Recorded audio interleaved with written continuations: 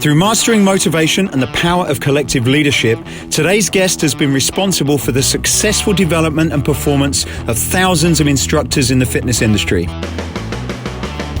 Over 2 decades rising the ranks from general manager to CEO, she's at the top of her game for a giant of global innovation, driving towards its purpose of creating a fitter planet. For a lesson in branding, engagement, and building a global tribe, please join me in welcoming Wendy Coulson, CEO of Les Mills UK and Ireland, to the Escape Your Limits podcast.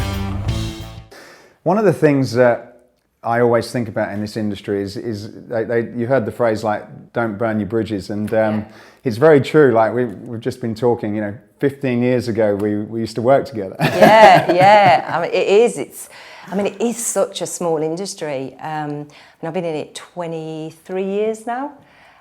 Did come out for a few years, but when I came back in, it was the same people, but perhaps in different roles or different companies, and it is fascinating, but that's the industry, and that's what you love about it, because it's so social. Yeah. I don't think there's any industry like it. Having come out and come back in, there's just this passion. Everyone that works in the industry has a real passion for it, and it's about making a difference. And I felt like I'd come home when I'd come out of the industry for 3 or 4 years, and I came back in. I felt like I was back home. I felt I'd connected very quickly again with people from when I first came in. So yeah, it is really exciting. And that's the thing about the industry, isn't it? Because it's constantly changing and evolving. The biggest changes I saw were the budgets. Budgets and social media. Past that, everything else seemed to be the same challenges around retention, growing memberships, the boutiques, that's been a massive change as well. So how that's disrupted the industry, I think it's been a really good thing, because disruption makes you think differently, and you know that you've got to evolve. And if you're up for that personally as a person, then that's what you want to do, that's where you want to be. So they were the big things when I came back in. I thought, wow, the budgets, the digital, the fact that it's streaming, virtual, and coming into the company of Les Mills, it's such an entrepreneurial, innovative company. You kind of find, you find where you're at home. Yeah. It is. And even now, 15 years ago, when Matt and I did set up our own company, it was functional fitness back then. And you look now and you go, wow, it must have been 15 years ahead of our time. Yeah. But the way that you see the small group training and the functional fitness and some of that creativity and the experiential side of fitness, you think, gosh, the industry, where's it going? Yeah. So, and at home fitness, that was never, when I started in the industry, you'd be lucky to get a health club open on Christmas Day and Boxing Day and New Year's Day. In fact, it's shut for Christmas. And you think, well, how am I going to work out? And now it's always on. Yeah. It's everywhere. And you think, wow, that's only in 20 years. Yeah. It's massive. It's funny because when you think about the industry, I guess everybody has, in some ways, a common goal. And I had a gentleman on, Mark Mastrov, a few weeks ago on our podcast, and he was talking about how he values collaboration. So he says, look, I'll bring in another operator. They can look everything about the business. And I guess a lot of cases you kind of get this where it's like, well, we don't talk to each other, we don't collaborate. But, in some ways, when you think about the fact that, there is so much opportunity, so few people really actually work out, if you read the stats. And yet, collaborating, because, a lot of cases people move around and that kind of thing. If you collaborate, there seems to be the opportunity maybe to collectively all have a bigger slice of the pie. What's your views on that? It comes back to a purpose, a sense of purpose, and why I feel where I am at the moment fits with my purpose. Why I came into the industry was you want to make a difference to everybody in terms of their lives when it comes to fitness, and the Les Mills purpose is for a fitter planet. So you can't do that on your own, because you've got to work with like-minded people, you've got to collaborate. And of course, we've got our programs, but we work quite closely with partners, other organisations, because our true purpose is for a fitter planet. And therefore you've got to have diverse offerings, diverse products, be comfortable with that collaboration. We want to be known for one thing and be really good at it. And if we're really good at that, then let's partner and work with other companies that can help us get that product and content out. We do good content, which is highly researched, it's creative, it's innovative, and we just want to get that to as many people as possible, from younger age group to older age group and every demographic in between. You can't do that on your own. And I think the greater collaboration, the better we will be at achieving that purpose. But I think the industry's changed. I think it used to be like that. It used to be very, oh, this is my secret and I can't share it.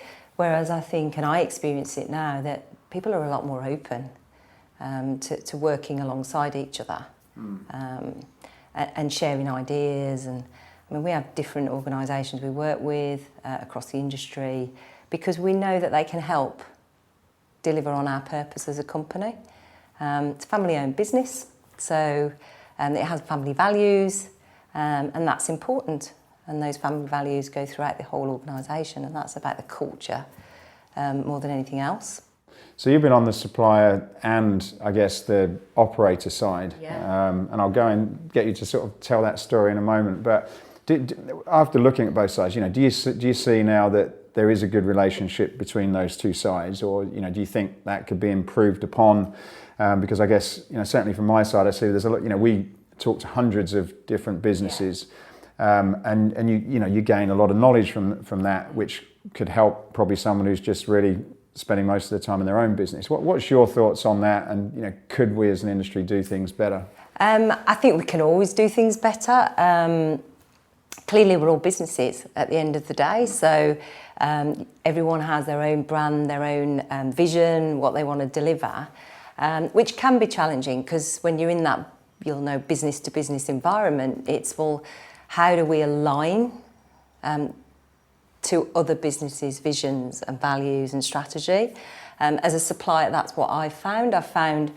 We're not necessarily suppliers. We like to see ourselves as partners because the clubs and the facilities we work with globally, they have their own brand, they have their own values, they have their own vision, their own objectives, and they have to stay true to that as we do, and therefore how do we work with them?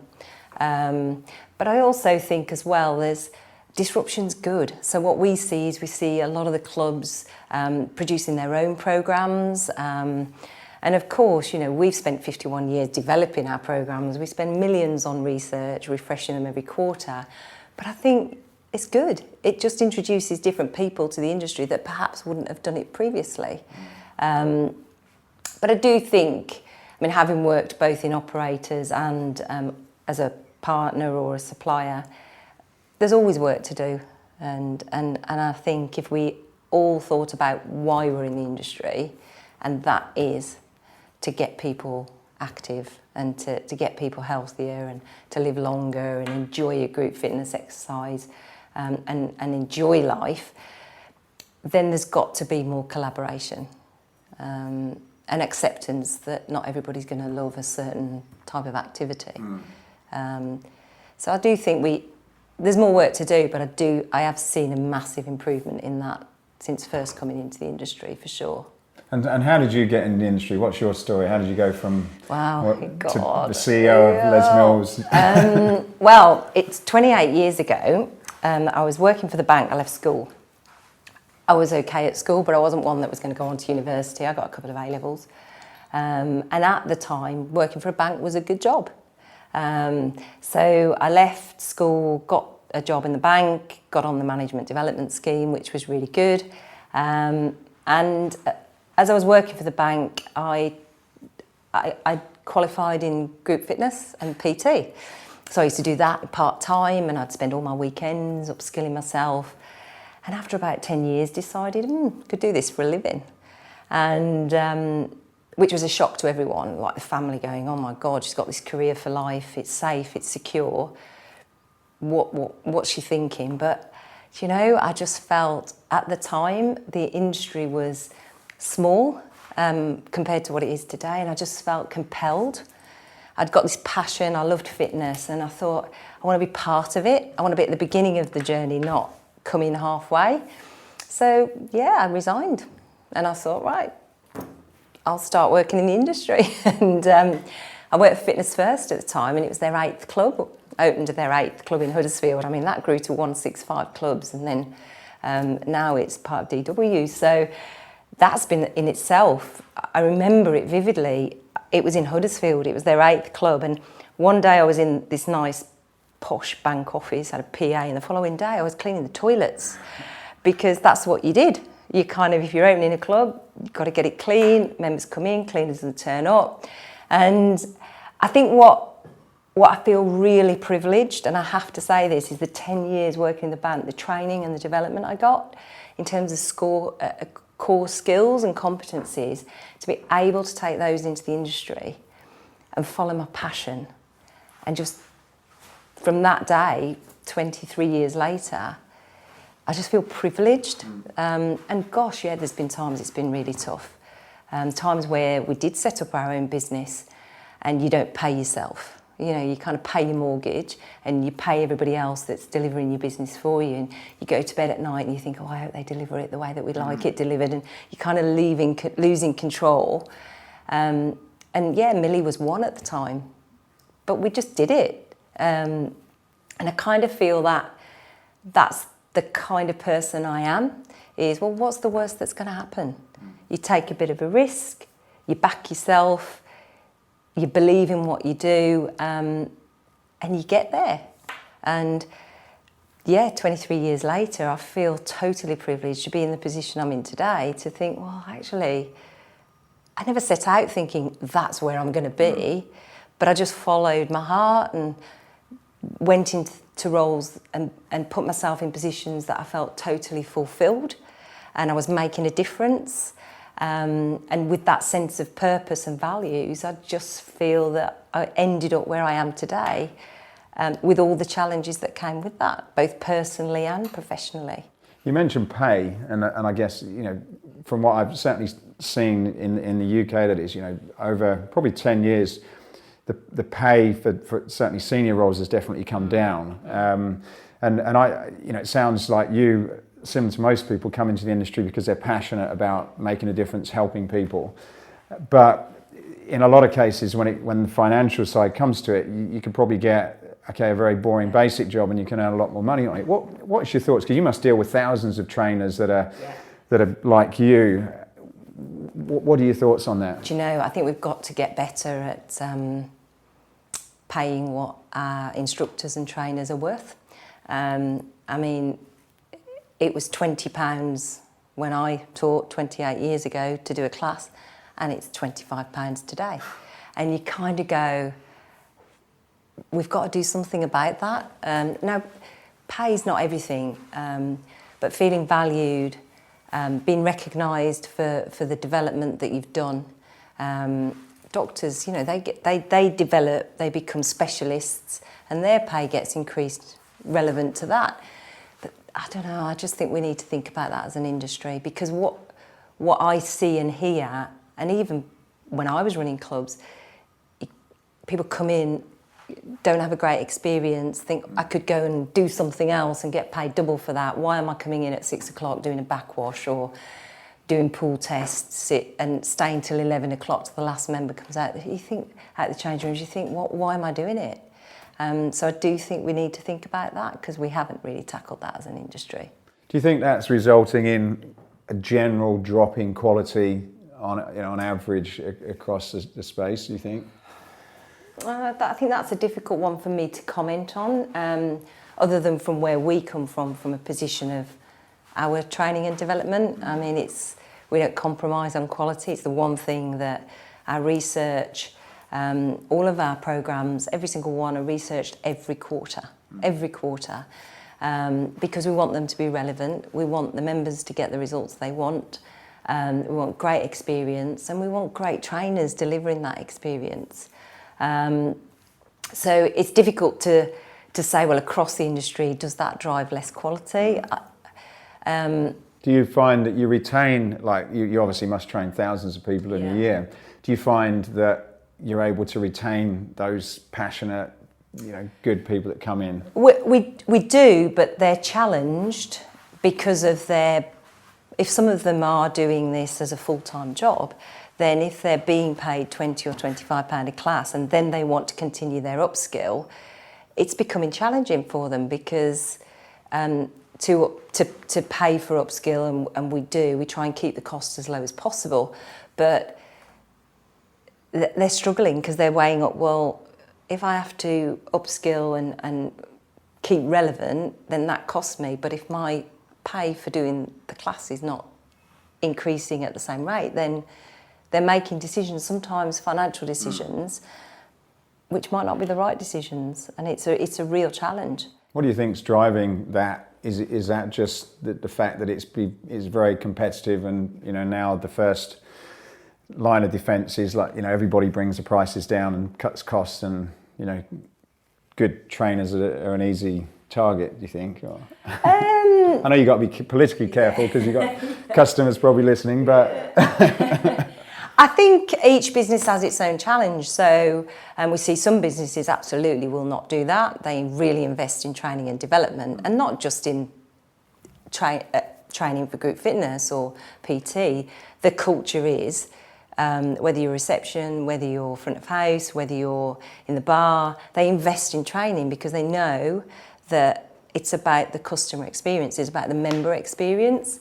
But yeah, then others do find it challenging. They do think, well, okay, how do we try and provide a service yet meet a P&L? And that whole balance of, well, where do you go to first? If members aren't coming in and you're losing 50% of your members within 12 months, spent a fortune at this point of the year driving January sales, and then half of them are gone by June, and then all that money invested. So you're caught in that, I suppose, what I would describe as that kind of mousetrap. You're constantly on this wheel of, well, I need to get more members in. I'm losing as many members as I'm getting in. Therefore, my direct debit run, which is a major thing to most operators, isn't improving. So how do I still meet the financial targets I need to meet?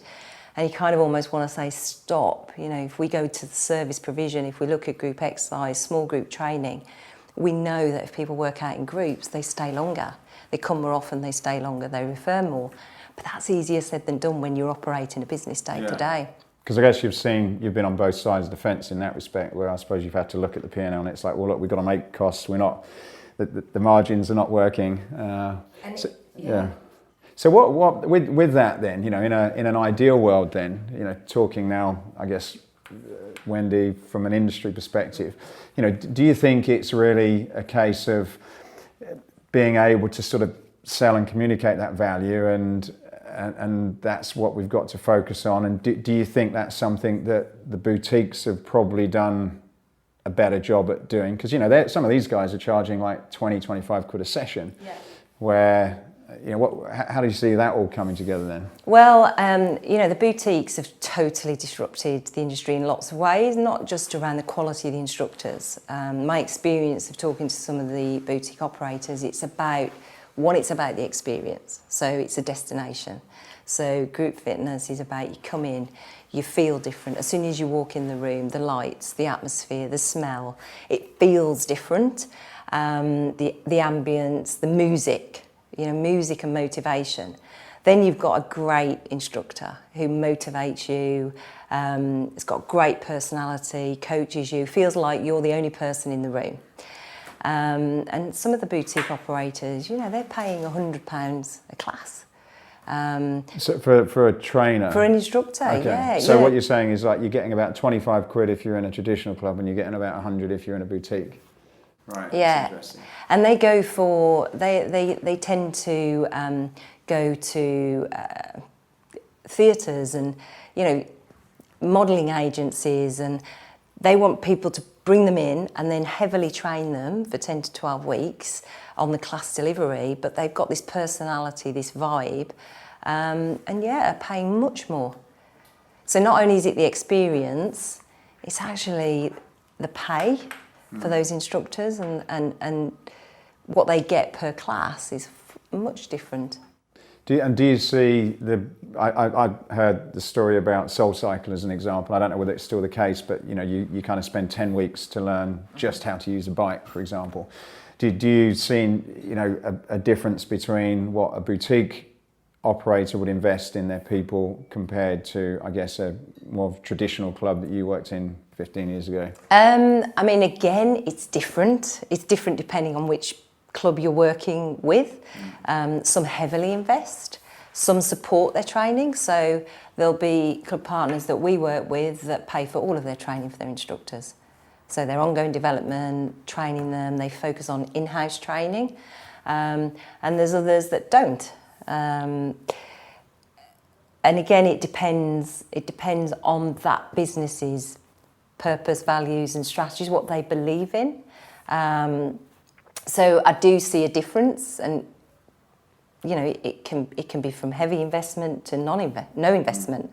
And you've got a trainer or an instructor that's teaching for 5 different operators, and it's up to them. They train themselves, they develop themselves, and then you get others that do get invested in. So it's really different, very different. I think the value of the instructor, though, is definitely something that does need to be challenged in the industry, for sure. We did a round table, actually, with UK Active about 4 or 5 months ago. We produced a white paper on it. And we'd got several people. We'd got some trainers in there. We'd got instructors in there. We'd got some club operators in there from different segments. We'd got boutique operator. We'd got core operator. And we'd got leisure facilities, leisure management operator, and an external training provider not in the industry, and about how they certify, it was engineering, I think, how they certify their engineers and what they get paid when they increase their qualifications. It was a fascinating discussion because everybody accepts it needs looking at, everybody accepts and needs challenging, but it is really difficult to do when you're running businesses. But if you truly believe in it, you do it. You make the sacrifice from somewhere else, and you see the results in your member retention and your member acquisition. But yeah. I know you guys do a lot of research, and I'm not going to sort of put you on the spot to try and come up with any, but do you, in your view and experience, would you say, if I wanted to open a club and I wanted to kind of, be in a stronger position than somebody down the road, in your experience and from what do you think if you do invest, pay in trainers and have really good people, that you're going to be in a much better position to compete and make money than probably someone who doesn't? Yeah, I mean, we've got several case studies that we've done with some of our operators that we work with. One that absolutely said, we're going to train all our instructors in advanced training because we believe that a high quality instructor will get more members to classes, the members will stay, they'll refer. They saw their occupancy go up to over 90% for all of their classes. And it was phenomenal, because you go, yeah, that's what we're saying. It's got to be about the quality of the instructor, the quality of the venue, the experience, the music, the whole thing coming together. So we see lots of, that's just one operator, we see lots of instances of that, where it is having an impact. But we also know that from our research, our global research, that 58% of people do their research these days online. So before they even make a decision to go and join somewhere, they'll be looking at people's websites, they'll be looking at timetables online, and they'll be looking for a brand that they recognise. And again, the things we've seen change is there'll be timetables with 100 different names on it. And you're looking and going, well, what's that mean? What's that mean? Whereas for us, it's keep it simple. Think about it from the customer's perspective. They go online, they might associate with a brand. So what we say is, wouldn't you much rather put yourself in that position? Because 1 in 6 people make a decision to join a health club based on their timetable. Really? Yeah. So that's a real fact, is it? Yeah. Our global research, 60% of people, so 6 out of 10, they'll look and they'll work out okay, so Monday to Sunday, I like to do this class, I like to do this class. They'll look at the timetable, they'll look at the brand, they'll read it, they'll understand it, then they'll make the choice to join. And that's how global research tells us that. It's funny, my wife, just this week actually, she's looking to change, I won't name names, but going to another health club, and I was at a different one to her, and she got these guest passes. She went in, did this class, and it was only on a Wednesday, but she wanted to join just because this class on a Wednesday, and she was trying to kind of negotiate with the club managers to do a special one for a Wednesday membership or something. But it was funny that whole experience was based around a class. Is that sort of is there differences? I guess there are, but is there a difference between sort of male and female choices of joining health clubs? We're seeing an increase in men doing more cycle, strength-based. So we have body pump, but strength-based classes.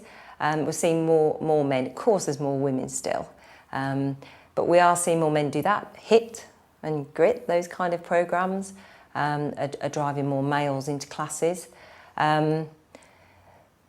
But I think basically what we see is as a consumer, so whether you're male or female, you have your routine. And there is an art to a timetable. And we've just launched our new group fitness management yesterday, actually. We had about 50 clubs attend the village. And we walk them through. There's eight key plays to running a great group exercise timetable, about getting more people into group exercise. It doesn't have to be Les Mills classes, but it's about the genres, it's about the emotional needs of a timetable, making sure you're fit to men and women. Some people want social conformity, some want energy, some want strength. So when you look at your timetable, are you actually appealing to each of those demographics? So give me a rough highlight. So those 8 things, what are some of those key things then that are just generic that people Well, first of all, do? treat it like it's a business. So if you're running a group exercise program, set some goals. So kind of start, you don't run a business without knowing what you want to achieve. So if you want to run 30 classes, well, what do you want to get into those? What are your ROI? What's your attendance numbers? How many people do you want to get in? And how often do you want to get them there? What percentage of your membership base? We say aim for 50%. 50%. Your top class operators globally, 50% of their membership attend group exercise. Wow. So set yourself some goals. Then recruit a team, an A-class team. You don't have a football game or a game of sport without recruiting your best players. So we say, well, recruit your best players. Not only recruit them, train them well. So you don't do a football game or a sport without making sure you've got the right people on the pitch, they're in the right position, they're well trained, they're rewarded and recognised well, all working towards the goal that you set yourself. And then, by the way, make sure you do it in a great environment. So make sure that you play this game in a great stadium. You don't want to be playing it in a shed down the road. It's like you've got your best players, they're well trained, you know what you want to achieve, you're looking after them, you're rewarding them, you're motivating them, and you're playing in the best possible stadium.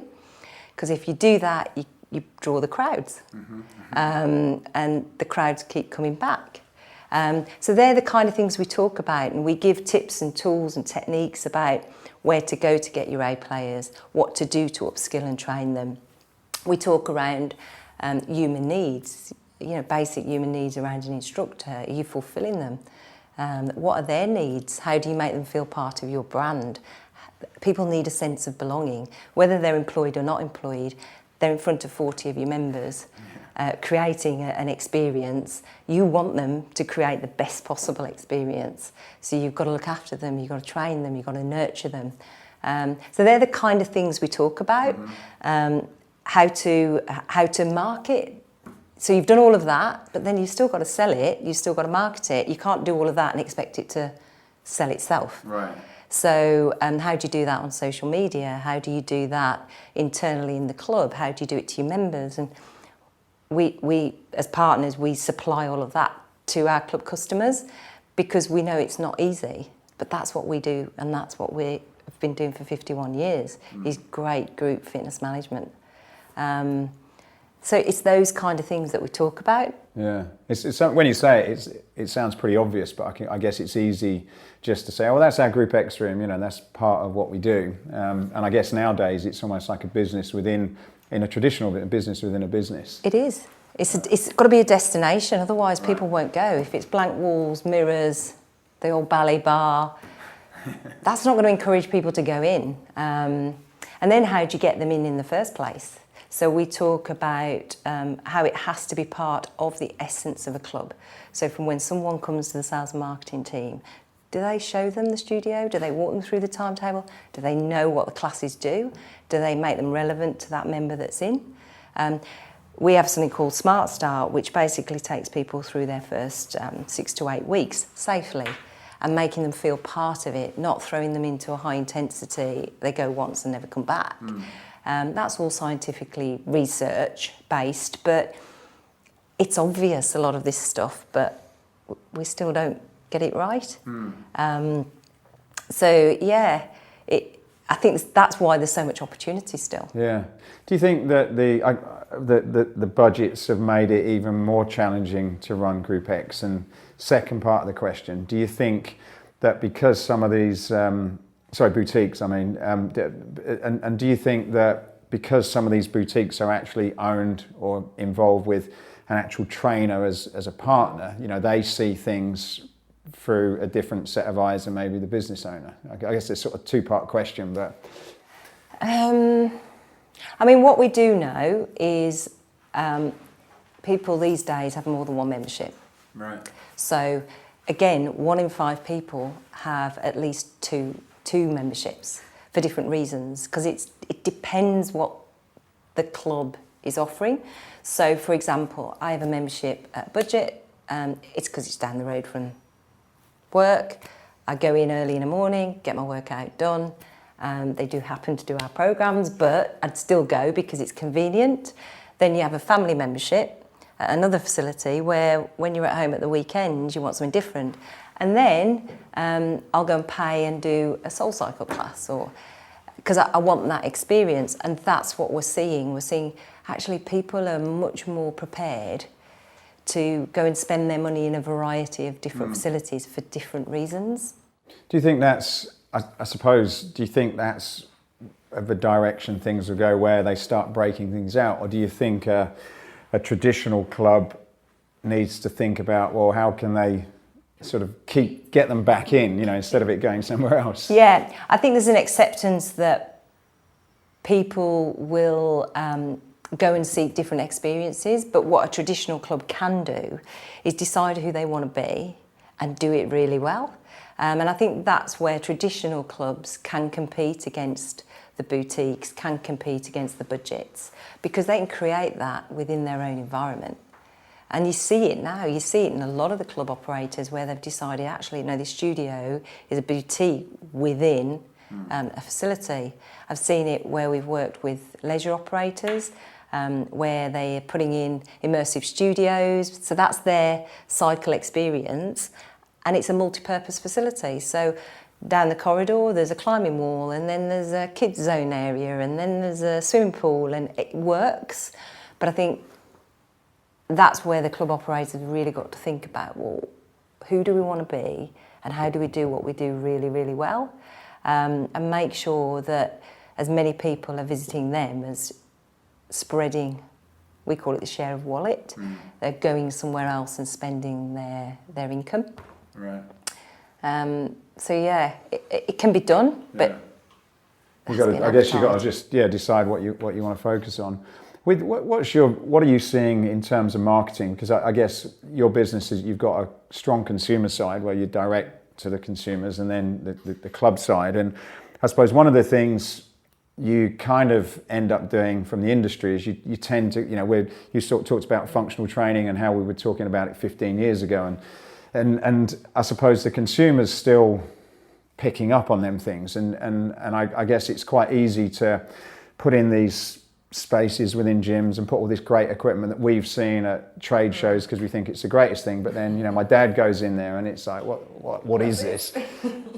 What's your experience from Les Mills in terms of being able to effectively, simplify the message, and then what sort of tools are you seeing successful? Is social media the way to go? How is that being used? What's your thoughts on general promotion and marketing? Yeah, I mean, social media is absolutely the way to go, and digitalisation, and getting your brand name out there. The thing that we've discovered, and this is why we've got Les Mills On Demand, is how do you get the person that sat on the sofa that doesn't even contemplate going to a facility in the first place? If you start there, there's only 15% of the population that belong to a facility. So you start there and you go, well, how do you get in front of those people? Which is where we came from with Les Mills On Demand, and we're saying, well, we have to take it to them. So if they can access it in the safety of their own home, then we clearly refer them to a local facility. So it'll say, oh, I enjoyed that class. I feel safe to go in and perhaps try it now in a facility. When they finish their class, it says, well, find a class in your area. So we're feeding them into the live, but there has to be an acceptance that not everybody's confident or comfortable enough to even go to a facility. So that direct to consumer is a big opportunity, and social media is the best way to deliver that message, and digitally is the best way to deliver that message. Yeah, I see. I certainly see in my experience in the US, a lot of the boutiques seem to be masters at their social media. You look at the followings and the engagements, and they're awesome. You follow a lot of huge brands that just monsters compared to them, and then you look at their kind of social media, and it's like it's terrible in some cases. What do you think businesses could do better on that front? I think the messaging. So I'm no marketing expert, but within Les Mills, we try and support the customers as much as possible with content, with imagery, with the wording, the messages, how they land, where on social media, because it's a minefield. It's, one day Facebook is the most popular, and then everyone's going, oh, that's so out of date. No, it's Instagram or it's Snapchat, and you're going, what? TikTok's the latest one, isn't it? Yeah, it's like you just completely lose track of it. So what we tend to do is we keep, the marketing director in the UK is very in tune with which are the latest areas to be promoting on. But as is Les Mills. I mean, social media is such a powerful tool. Has its ups and its downs. When it's going well on social media, it's going well. When it's not going well, you have to live with it. So I think it's more around educating which platform to be on, what messages you want to land. Sometimes the imagery, but everyone gets hung up on imagery, and it's not just about an image. Is it video? Is it an experience watching what you're putting on social media? So videos, short clips, and being more creative is the key when it comes to social media and marketing. Flat marketing doesn't work anymore. No. I mean, again, used to do door drops. Yeah.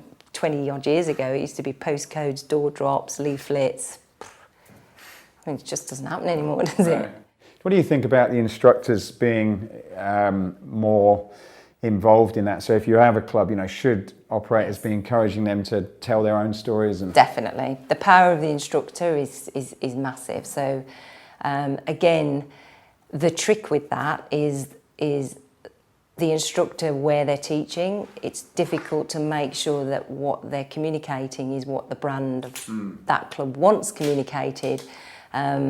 So absolutely, I mean, the power of instructors is massive. But some of our trainers can post something, a move on Body Combat, and there'll be 4,000 views within 2 days, and you go, man, this is massive. So I do think social media and showcasing your instructors and the instructors showcasing what they do is a plus. But it's also got to be in line with the brand or wherever they're teaching. And there's that fine line, I think, with social media. Do you think, I guess big companies are probably a little bit scared of giving away that, and in case it's sort of damaging, and that it may actually sort of hold back the progress that they probably need to make? Yeah, I mean, yeah, I think you've got to be brave sometimes with these things, and digital is the way forward, digital innovation. And if you don't, you will be held back. I mean, God, I spoke to you about my daughter, she's 14. What she knows about social media is just scary. So you do have, as a parent and as a business, you have that sense of, well, you can't control what people are putting on there. But at the same time, it's the way everybody communicates these days.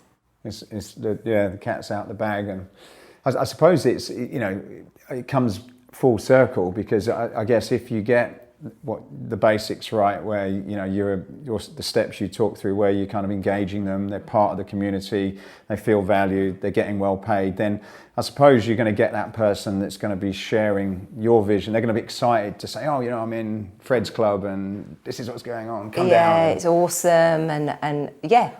So I suppose how they are engaged with is how they will engage. Yeah. And feel connected to a club and connected to the values of that organisation. I mean, and as a leader, for me, that's a real passion, is about people and engage and connecting with your team, and getting on a level that's personal, but it builds rapport, it builds empathy, trust. Yeah.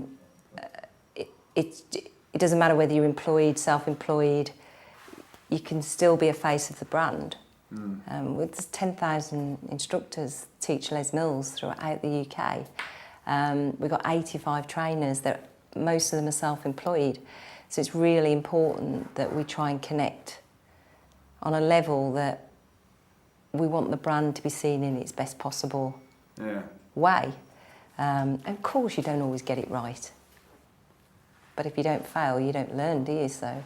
It reminds me of, there's this lady that I follow. So we work with Equinox, and they use our decks in there. And there's this lady called Gina, and she does a kind of a step boxing program. And like her following on Instagram is phenomenal. You know, whenever she does a post, similar thing, is thousands and thousands of views. But she's very much, you know, she works through Equinox.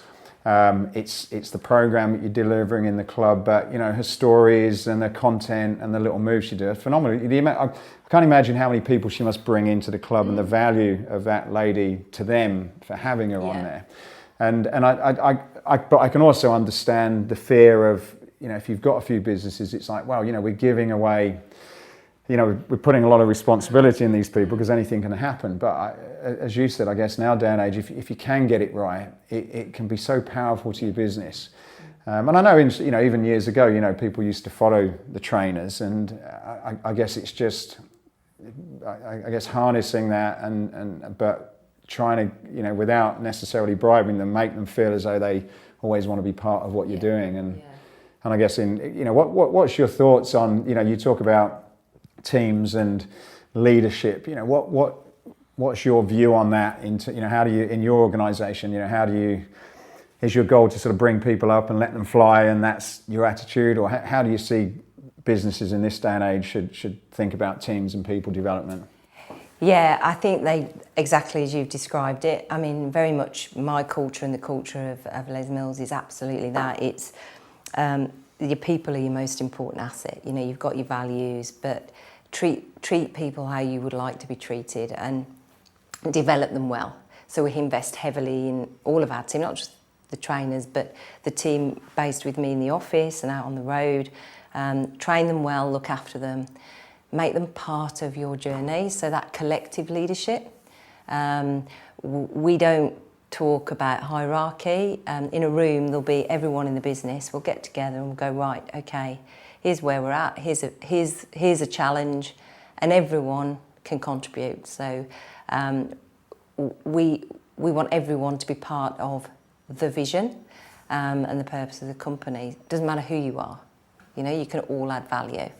And yet, I mean, the time I've been at Les Mills, you see people go from just thinking, oh, I can't do this, to being customer experience managers, regional managers, moving on to another country. And as a leader, you go, oh God, I've got to fill that vacancy now. But actually, no, you don't. You think, that's awesome. And even if it's to another organisation, and we've had a few of those in the last few years, you kind of go, yeah, that's good. Because if I've helped and we've helped develop that individual to such a point that they've got the courage to go and try something new or develop somewhere else, then I'd much rather that than them stay and resent or stagnate. And that's difficult as a leader. Yeah. Because you kind of want all the right people in the right place at the right time. But then as a leader, it's your responsibility to continually look at your succession plan and who's your talent that's coming down the track. We work to Lencioni. I don't know if you've heard of the 5 dysfunctions of a team. It starts with trust. So it's about vulnerability. Vulnerability starts with a leader. So you never get it right. And the most powerful thing you can have is vulnerability, I believe. And if the leader goes first, it's safe for everyone else to feel, oh yeah, that's okay to say, oh, sorry about that, yeah, don't know about that, that's messed up there. That's okay, because that's learning. And we have a very much a fail. If you don't fail, you don't learn. Fail fast. Learn from it as a team. And it starts with trust. It's really important. When you get real trust, which takes time, you then get really healthy conflict. So you could walk into some of our team meetings and there's a right bit of conflict going on, and anyone that wasn't part of the culture would think, gosh, is this normal? But that's because everyone trusts each other in the room and they're all working to the same purpose. Healthy debate, weigh in, have your say, don't do it outside in the corridor, do it in the room, don't leave the room with anything unsaid. Then you get to a great decision and then you commit. So have your say, not everybody, you can't go with everybody's ideas, but at least people want to be engaged with and feel they can engage. Then once they've made that decision, you get total commitment, then you get accountability, then you get results. And I don't know if you've seen it, but it's Lencioni, it's 5 dysfunctions of a team. If you don't get that foundation of trust, and most businesses start with results. They look above the line, oh, the results, what are we going to do? And you need to start at the very base of, do we have trust? As a team, collectively, are we all on the same page? And that's how we work as an organisation. And be brave. And that's easier said than done, because we're constantly working on it. It's all right saying be brave. Yeah, when I get brave, what's gonna happen?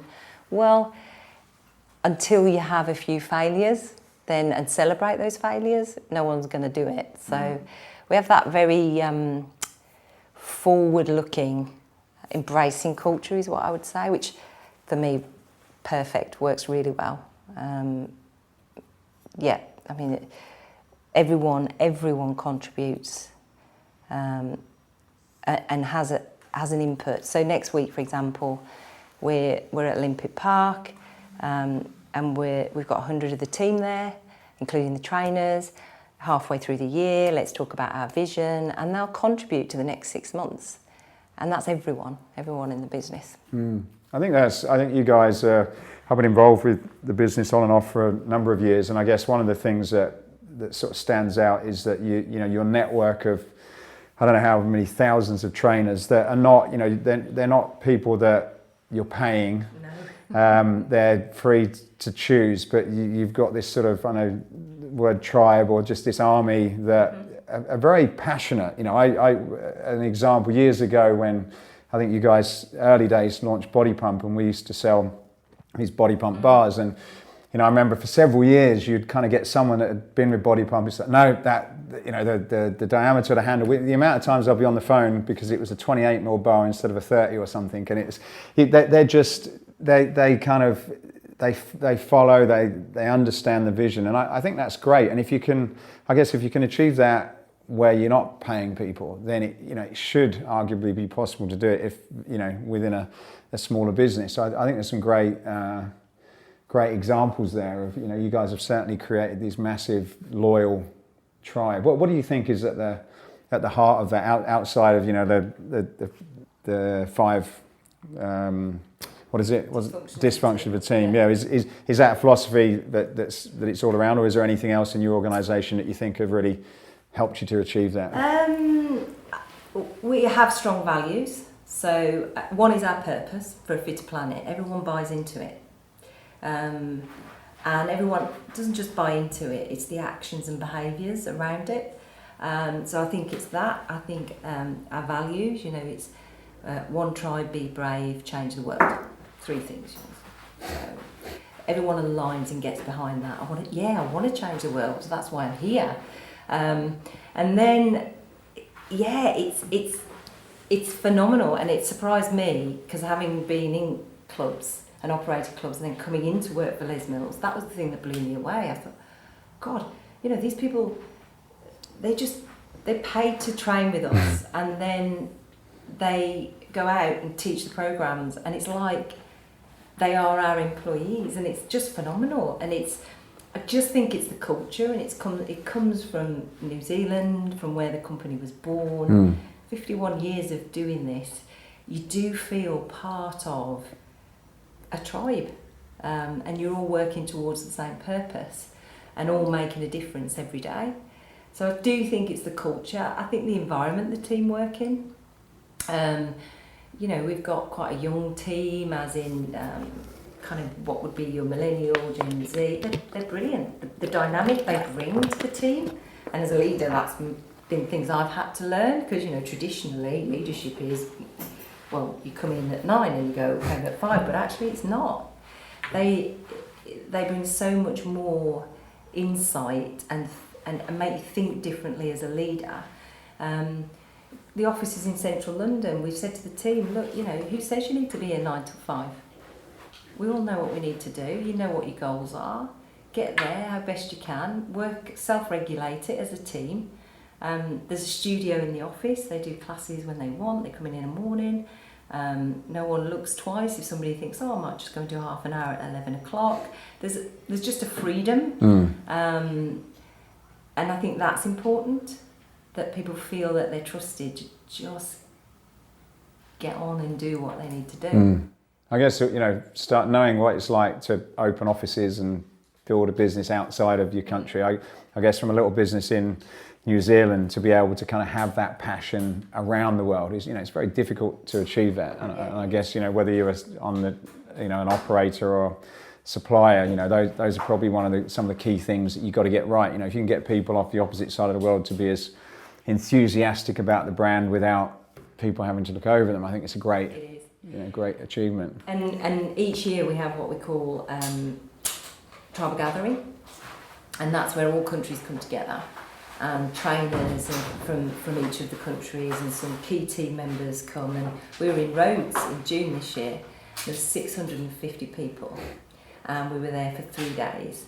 And Philip was presenting, Clive, the new CEO, was presenting and sharing the vision and the innovation of what's coming down the track. And to be in a room with 650 people, every language, Germany, Nordic, Brazil, Dubai, Saudi Arabia, everywhere.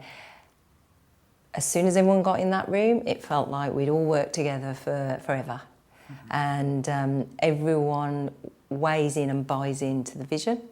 And then, of course, you have classes. So we're all in classes from 6 in the morning before the day starts, lunchtime, evening, party hard, work hard. It is a great vibe, a really good vibe. That's excellent. So what do you think, next 5 years, what does the industry look like? What do you think are some of the key changes or evolutions that you've identified? I think more digital innovation, more how digital really is going to transform fitness. We've got Jean-Michel, our CEO of Les Mills Media, coming over in a couple of weeks to talk to the club customers about his vision.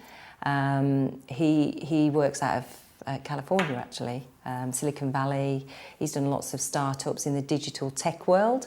And what he doesn't know about where that stuff's going and how you can bring it into the industry is phenomenal. So I do think we'll continue to see that trend. He was describing there's a mirror, I don't know if you've heard of this, but there's a mirror you can have at home. And on the mirror you can see the instructor teaching a program, and you're doing it in front of the mirror at home. You go, God, holograms. You know, he's seen people producing holograms, and you're thinking, well, yeah, actually, if you think about it, you have them at the airport. As you're going through passport control. So I do think that's a big area. Virtual has been around 5 or 6 years, particularly in Les Mills, and we're seeing a continued, that's going from strength to strength. So the virtual within clubs and the at-home solutions, again, I think we're early stages with that. There's a lot of growth in those two areas because of the always-on demand of a consumer. So they're the 3 biggest areas. Yeah, interesting. So final question then, Wendy. Escape Your Limits is about escaping what you believe is impossible or other people have told you is impossible and made it possible. What would be one of your memorable examples of escaping your own personal limits? Gosh, that's a great question. I think it has to be, and it's probably going to be boring, but it has to be the day I decided to leave the bank. I thought, you know, I just think, well, what's the worst that can happen? I mean, there was one actually, and there's going to be a lot of people go, really? That's escaping your limits? London to Brighton bike ride last year. Never ridden a bike really. About 6 weeks prior to doing it, bought the bike. Went around the cul-de-sac a couple of times, did maximum 22 miles, and over 2 days did over 100 miles. And we did 4 hills on the first day. Lease Hill, Box Hill, for the cyclists, they'll all know that. I did it, and I thought, how did I do that? And I think it's, if you think you can, you will. And it's resilience, and it's you that holds you back. I mean, I did do it with a fair bit of swearing and some expletives, but I did it. So what was your sort of why to do that then? Was that just a sort of something you wanted to always do, or was there a bigger reason? One, I felt under pressure to do it, if I'm honest, because it's something we've done with a few club customers for charity, for Les Mills Fund for Children. So I felt a bit compelled to do it.